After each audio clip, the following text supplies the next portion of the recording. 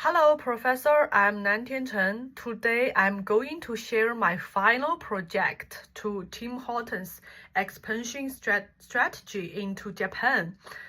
As a Canadian brand, Tim Hortons has massive domestic recognition, but international growth requires far more than simply opening store abroad. Success depends entirely on understanding local customers, local culture, and stakeholder expectation. And to be honest, this project is highly personal to me.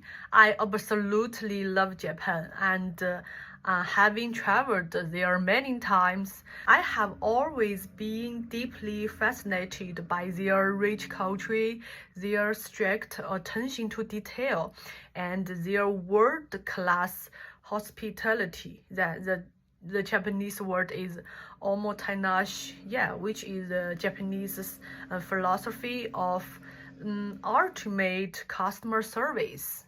Because of this personal connection, instead of giving you a rigid section by section agenda, I want to work through a cohesive narrative. I structured my analysis to answer a critical challenge. How can Tim Hortons successfully blend into this highly sophisticated Japanese market, respect its deep-rooted cultural difference, and still maintain its core Canadian identity? Okay, let's start with the executive summary, which provides a high-level overview of our strategic recommendations. Japan represents one of the world's largest and most mature coffee markets. During my own travel there, I was able to observe this bustling coffee culture firsthand and experience their market dynamics as a customer. Japanese customers are absolutely willing to pay a premium for high quality coffee experience, but they also hold incredibly high expectations regarding product quality, service, and branding. So my core recommendation is for Tim Hortons to position itself as accessible Canadian warmth. The company should combine Canadian brand identity with localized products and digital engagement. Rather than competition on low price, Tim Hortons should pursue a phased joint virtual strategy with the goal of reaching 100 stores within 5 years. Okay, understand the overall recommendation. Let's look at the central strategic question driving this presentation. To reference the SCQA framework, the situation is clear. Japan is a mature premium coffee market with strong consumer purchasing power. The complication is that competition is intense and Japanese consumers expect excellent service, consistency, and localization. So this leads to the key question: how can Tim Hortons scale successfully in Japan without losing its Canadian brand identity? So my answer is that Tim Hortons must think globally but adapt locally, and blending Canadian authenticity with Japanese customer expectation and stakeholder trust. Next, based on this challenge, I developed the following strategic hypothesis. My hypothesis is that Tim Hortons can succeed in Japan through 4 key drivers: localized branding, and community engagement, and premium cafe experience, and stakeholder and centered management. This matters because Japanese consumers often value emotional experience, hospitality, consistency, and trust more than some simple price advantages. Therefore, Tim Hortons should compete primarily through customer experience and emotional connection, and not through aggressive discount pricing, I think. Yeah. Now, moving to the next part, before I dive into Japan specifically, it's crucial to look at the bigger picture and understand why international expansion still matters in today's global business environment. Today's global environment is more challenging than ever. Trade tension, inflation, and supply chain disruption have increased the complexity of international business. But still, going global has huge benefits. Yeah, we can't deny it. Yeah, it helps us to not rely on just one market for income, and it gives us access to some of the world's most powerful consumers. Yeah, so for Tim Horton, Japan offers relative low political risk combined with strong consumer potential, making it a strategically attractive expansion and destination despite modern globalization challenges. So why does Japan stand out as the right market for this strategy? Oh, so this is the advantage of Japan. I will share. Japan offers several competitive advantages. It has high purchasing power, a mature coffee culture, and dense urban population, and highly efficient transportation system. Japanese customer also place strong emphasis on cleanliness, presentation, quality, and customer service. I think this creates an interesting market gap. Tim Horton can position it between expensive premium coffee and low-cost convenience coffee by becoming an affordable premium Canadian coffee. So, understanding the market is important, but understanding customers' behavior is equally critical. Several customer trends strongly influence purchasing behavior in Japan. So next, I will share the Japanese customer trends. First, when we talk Japan, I think the things like cherry blossom, sushi, and matcha immediately come to mind, right? So I think the seasonal innovation is very important. Limited time flavors like matcha and sakura tend to drive consumer excitement and encourage repeat purchase. Second, Japan operates strongly within the experience economy. This means atmosphere, store aesthetics, and the social media appeal heavily influence customer decision. Finally, because I have been to Japan a few times, and honestly, every time I'm there, I just love hanging out in their cafes. It really showed me how cafe over there are so much more than just a place to grab a quick drink. Yeah, they've truly become that essential third space. A go-to hub for working and meeting up or just chilling between home and the coffee. Okay, once we understand the customer, the next question becomes who are the key stakeholders that can influence success in market, right? So next, I will share the key stakeholder. I think stakeholder management play a major role in global expansion. So we basically split our stakeholder into two main groups. In the top tier, we have Tim Horton headquarters, our Japanese joint venture partner, and of course the Japanese regulators. Then in the medium priority group, we have our employees, customers, and suppliers. Yes, so overall, having a strong local partner is everything here. It really helps us cut down cultural risks, get into the market faster, and make sure things run smoothly on the ground. In short, going global isn't just about making customers happy, it's about winning trust and fitting into the whole business ecosystem over there, right?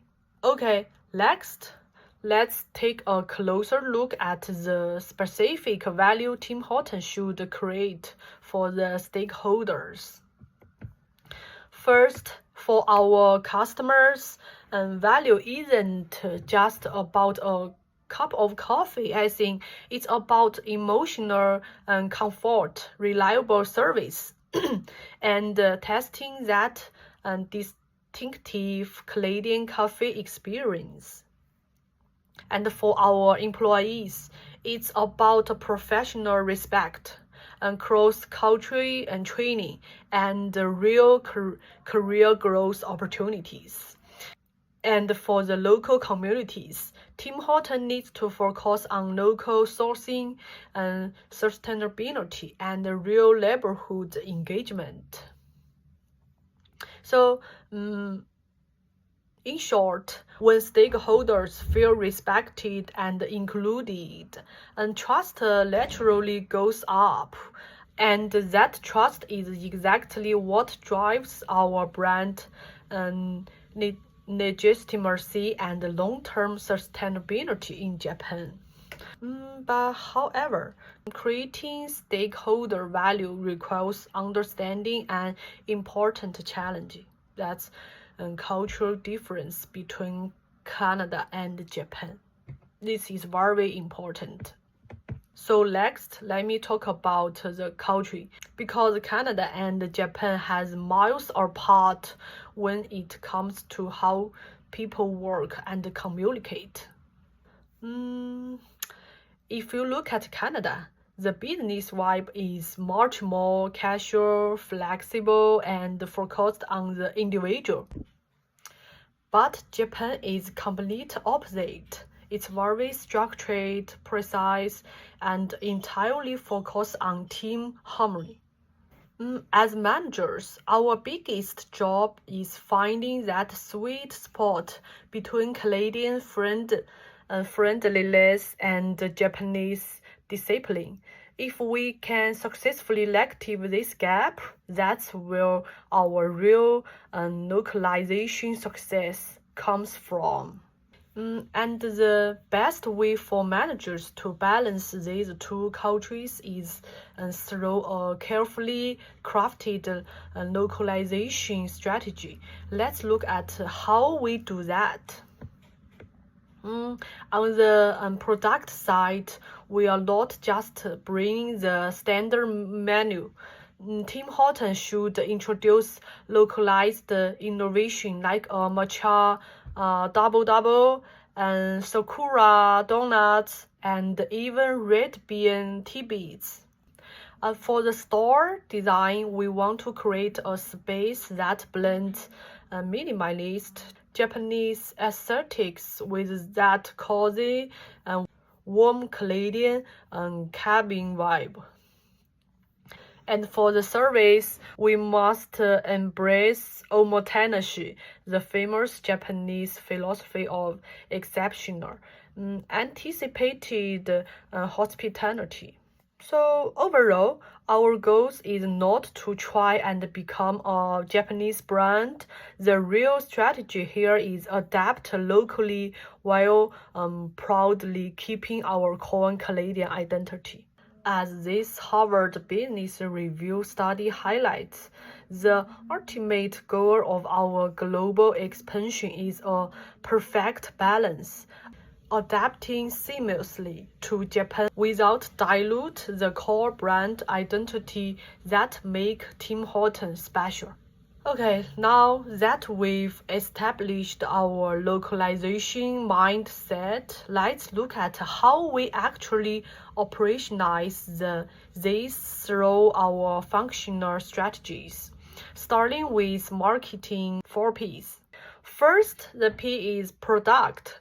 We aren't just selling standard coffee. The menu will highlight localized beverages like matcha drinks and specifically and Team-Bait's gift box beautifully packaged to tap into Japan's deeply ingrained gifting culture. Second is price.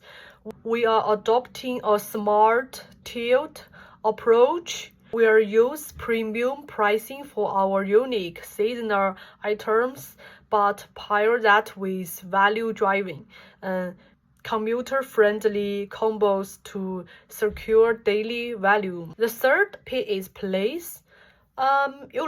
Location is everything.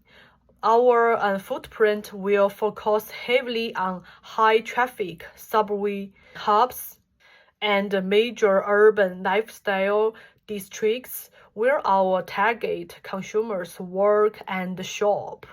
And finally, for promotion, our campaign will focus entirely on emotional connection, highlighting warmth, comfort, and an aspirational Canadian lifestyle rather than getting dragged into price wars.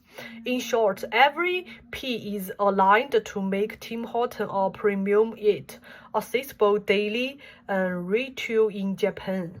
Next, I will share the digital and promotion strategy. In Japan, however, marketing is not only physical. Digital influence play a huge role in consumer decision-making. Japanese consumers rely heavily on digital reviews, social proof, and influencer recommendations. Because of this, digital engagement should be central to Tim Hortons' promotional strategy.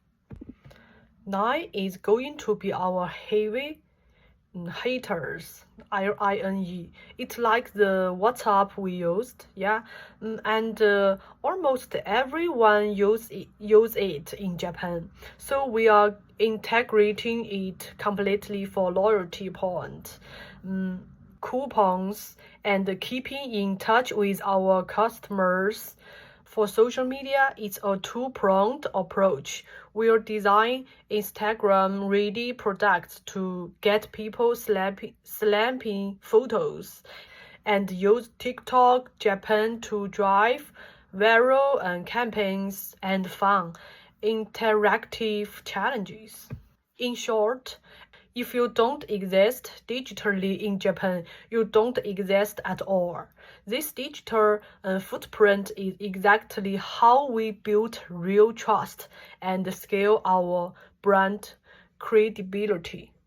So, marketing creates demand, but operational execution determines whether that demand can be delivered consistently. So, next, I will talk about operations and supply chain. Now, let's talk about how we actually run the numbers and keep the shops running on slide 14. The big challenge right now is that global logistics are messy. Costs are up and inventory is tricky, especially for fresh baked goods. So our strategy to fix this is a local hub and spoke model. We are bake centrally and distribute locally while diversifying our suppliers across Japan and Southeast Asia, so we aren't putting all our eggs in one basket. We are also adding some regional backup into our distribution so that if something goes wrong, the coffee and donuts keep flowing. Yeah. So the big picture takeaway here is simple. In this day and age, having a resilient supply chain isn't just some back office paperwork. It's what allows you to out-compete everyone else on the market. Of course, strong operation also depends on another critical resource. That's people. So, next, let's talk about global HR strategy. To be honest, every the best supply chain fails without the right people. For this launch to success, our frontline team needs to be a perfect mix of Canadian warmth and Japanese professionalism. That's why we are putting our money where our mouth is and investing in cross-cultural leadership, top-tier service training, and employee experience. Because I think nowadays happy employees make happy customers. It's that simple. If Tim Horton wants to show a warm face to the market outside, we have to create a genuinely supportive culture inside first, right? Okay. Okay. Once we have our people strategy sorted out, the next major piece is how we handle our corporate citizenship and stay accountable over there. First, sustainability. By 3 years, we want 100% sustainable packaging and ethical coffee sourcing. We want to make sure we run our supply chain responsibly. Next is social responsibility. We are not just dropping a Canadian brand into Japan. We want to give back. That means partnering with local farms and neighborhood groups to be a real part of the community. And governance. This is all about absolutely transparency and sticking strictly to Japanese regulations. For us, there are no shortcuts when it comes to compliance. Finally, is accountability. We will keep our financial and strategic backers in the loop with stakeholder reporting and tailored specifically to Japanese investor expectations. So, overall, doing business is the right way and keeping our promise is the only way to build lasting brand value in Japan. Protecting our brand name is one thing, but we also have to navigate the global market forces. Let's shift our focus to globalization risks. We all know that going global is a double-edged sword. It brings great opportunities, but also major risks.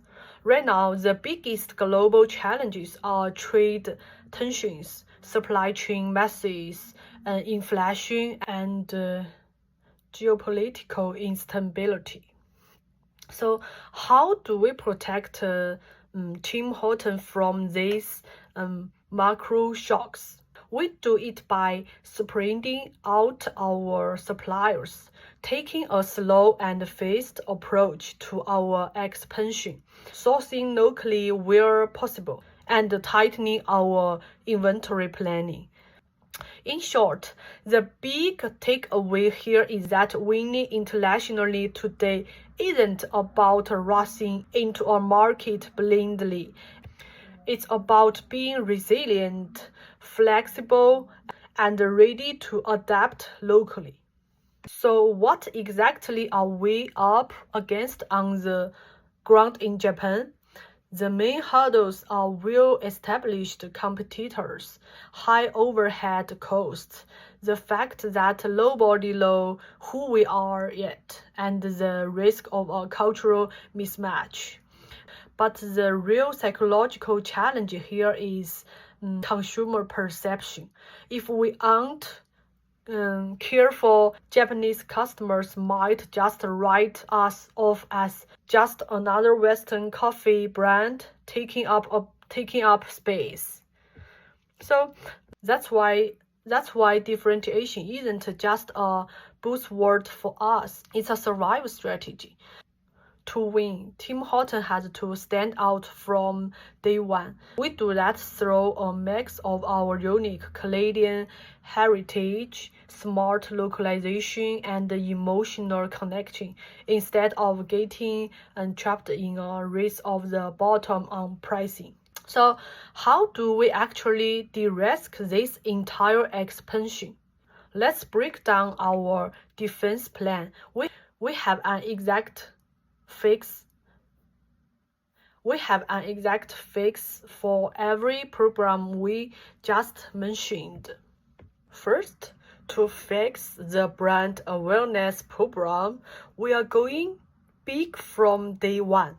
We are going to push hard on strong public relationship, team up with top-tier influencer, and open a huge flagship store right in Jinja to get the whole city taking. Yeah. And second, for the test and product risk, it's all about testing and learning. Our research and development team will consistently test our menu, making sure localized favorites like matcha and sakura items and absolutely perfected for local palates. And third, to handle high overhead costs, we are taking it slow. We will use a phased investment approach and share resources with our joint venture partner to keep our costs as low as possible. And finally, for any supply chain bumps, we have a backup plan.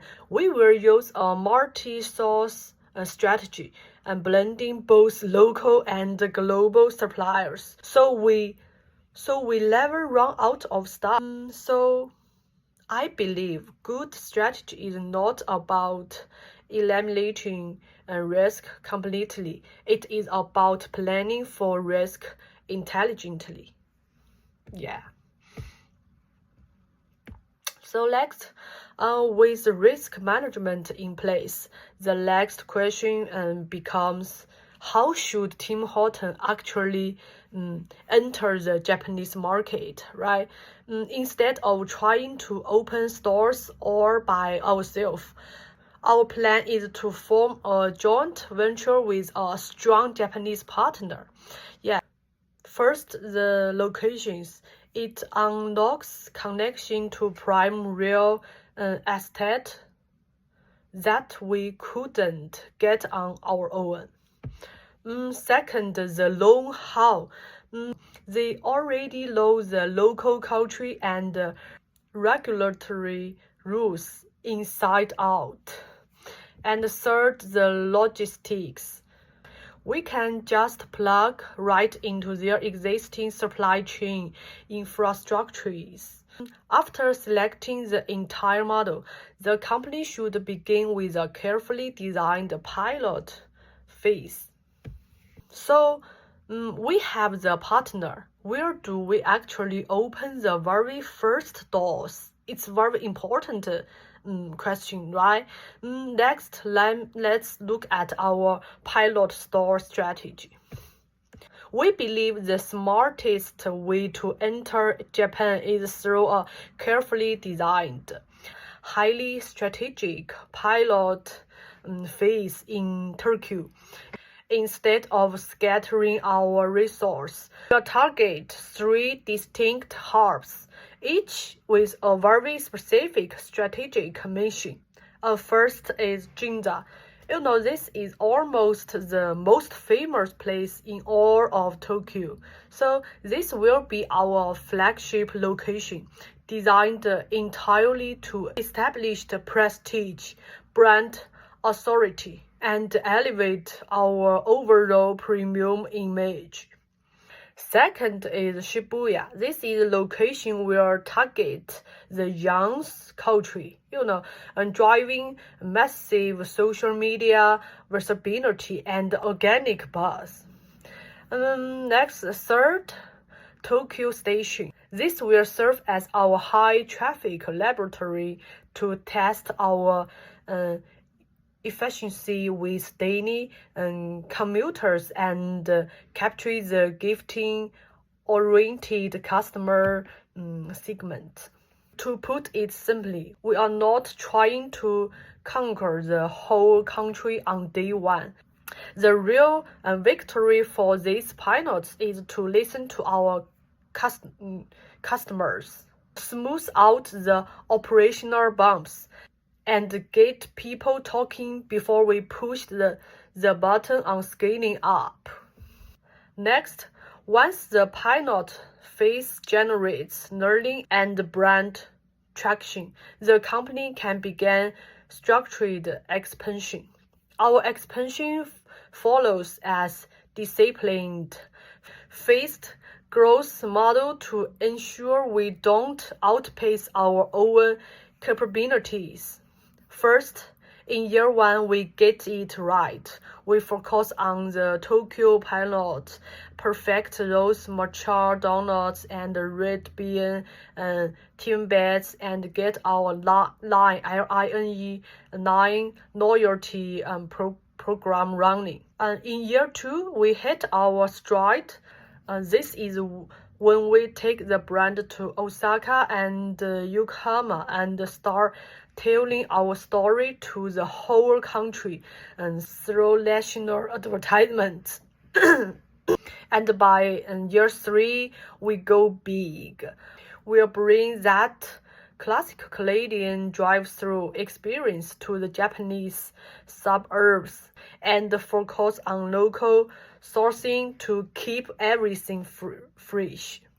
Our ultimate goal is to hit 100 stores by year 5. We believe this slow to fast approach is the safest and the most profitable way to make Tim Hortons a household name in Japan. So all these plans sound great, but the biggest question is, does the match actually work? So let's talk about these numbers. Our financial model isn't built on wishful thinking. It's anchored by 3 distinct revenue engines. First, our high margin and seasonal innovation like the matcha and the sakura series. Second, high volume commuter breakfast set to capture the early morning rush. And third, our customer Tibet's gift box designed specifically to monetize Japan's gifting culture. So to support this, our pricing strategy strikes a perfect balance, charging a premium for seasonal novelties while maintaining value-driven pricing for daily and commuter combos. Our official target here is to achieve operational break-even within 3 to 5 years. And the vital takeaway for our bottom line is this: premium localization protects our margins, ensuring we don't get trapped competing primarily through discount pricing. Okay, today I've covered a lot of ground, from cultural dynamics to financial projections. I'd like to summarize my final strategic recommendations. Our ultimate mandate for Tim Hortons is clear. We recommend entering the Japanese market through a strategic joint venture model, competing fiercely on emotional connection and localization. Never on price alone. Yeah. So our future success comes down to a simple formula: combining the best of our Canadian heritage with Japanese and consumer experimentation, and strong partner trust, and operations that fit and local culture. So overall, I think going global is a delicate dance. Yeah, it works best when a company is flexible enough to adapt to a new market, but strong enough to preserve the unique identity that made them famous in the first place. Okay, that's all my presentation. Thank you to my only audience, Professor Lan. And this page is my all reference. As you will notice, most my core framework and insights will build upon the very foundations you taught us in class. And finally, I also want to be fully transparent about my process. AI tools were utilized to support brainstorming, structuring, and synthesizing academic materials during the development of this presentation. And the actually strategic analysis, recommendations, and final conclusions are strictly my own personal interpretation. And strictly my own personal interpretation and application of the course concept. Thank you so much for your time, Professor.